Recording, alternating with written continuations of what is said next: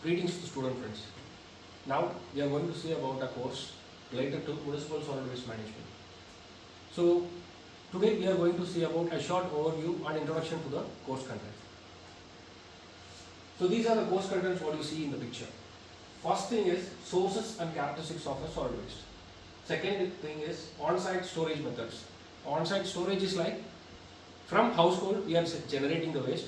So after generation we have to store that waste in a separate unharmful place. So it is called on-site storage. We have few methods and techniques for this on-site storage. We will going to see in the upcoming classes when you see the units. Next, third one is collection and transfer of waste. So once you have stored in the on-site, next you have to collect the waste through any vehicle which can be compacted or non-compacted. Likewise, we have many vehicles for the mode of transportation. So that transport waste will be transferred to some transfer stations. So those are things we will see in the unit 3. Next is unit 4, which is off-site processing techniques.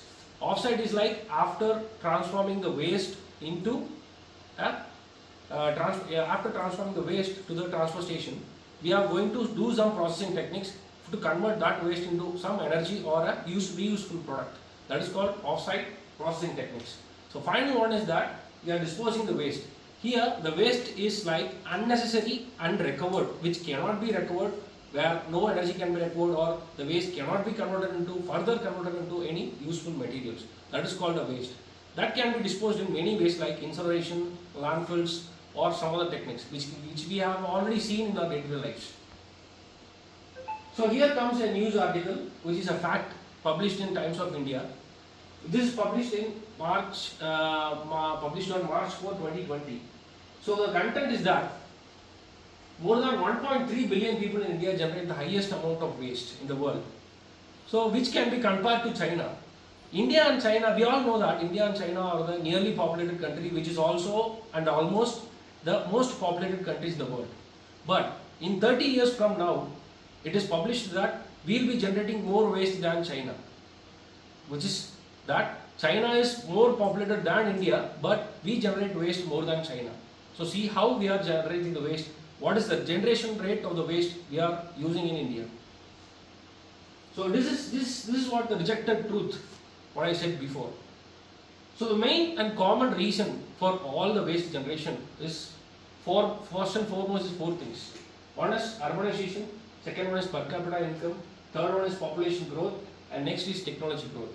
So all these are the very big cause for laziness for a particular person.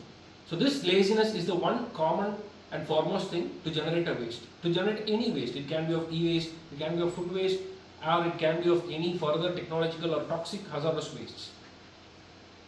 So these wastes, so already we have polluted the entire country. So this pollution can be reversed by using all these reverse engineering techniques.